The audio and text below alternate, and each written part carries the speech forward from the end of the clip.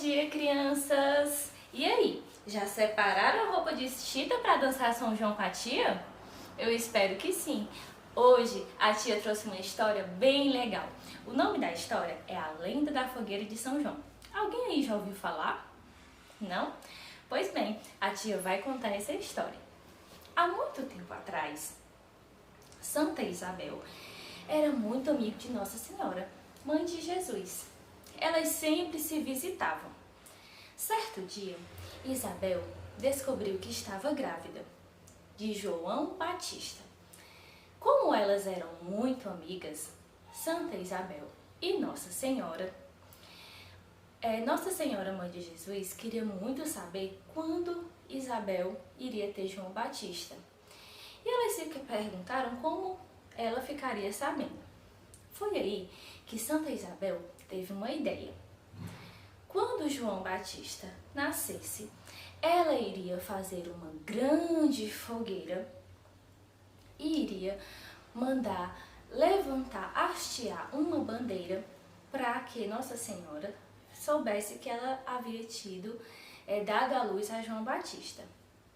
Quando Isabel teve João Batista, deu à luz, ela cumpriu com a promessa.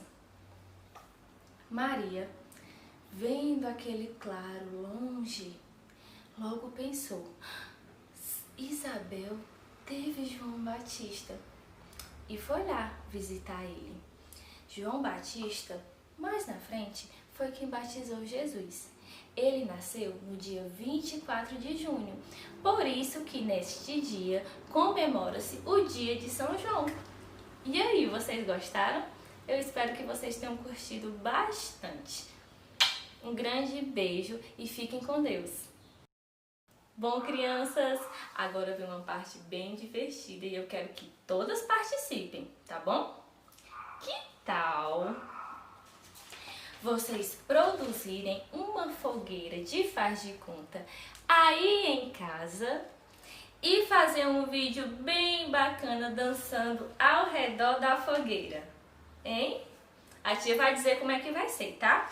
Ó, vocês podem pegar uma folha de caderno, vocês vão colorir a folha bem bonita, tá? De vermelho, amarelo, laranja, como se fosse para fazer uma fogueira.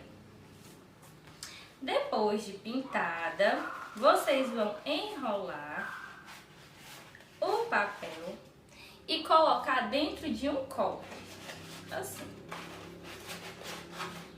tá? A fogueira da tia que tá limpa. Depois que vocês fizerem a fogueirinha faz de conta, vão colocar no chão e vão dançar ao redor da fogueira. Eu quero que os papais registrem este momento e postem no grupo, tá bom? Vou ficar aguardando as devolutivas. Beijo!